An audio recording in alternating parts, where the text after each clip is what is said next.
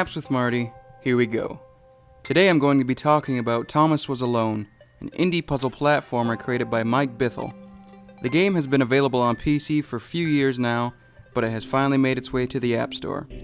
Now, I've never played Thomas Was Alone, so my first experience with it was on the iPad. The premise of the game is a simple one. Move a number of colored squares and rectangles to the end of the level, but where the game really shines is in the storytelling. Thomas was alone. Wow, a weird first thought to have. The game is narrated wonderfully by a well-spoken British fella named Danny Wallace, who tells the story of the colored shapes. The story begins with an artificial intelligence becoming self-aware in the form of a red rectangle named Thomas, who is all alone and questioning his existence. He's very observant and curious about the world around him. The whole alone thing. 2 portals. They led somewhere.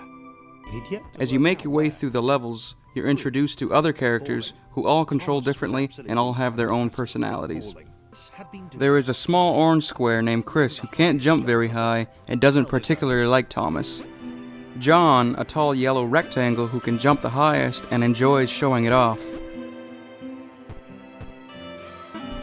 My favorite of the characters is Claire, a big blue square who can hardly jump at all and refers to herself as a superhero because she can float in the water that would normally kill the other characters.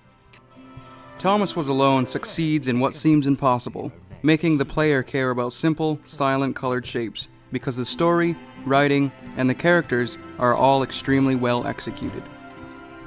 The narration drives the tone of the game, and it is accompanied by a great soundtrack that is procedurally generated. The musical score is perfectly well suited for this type of game.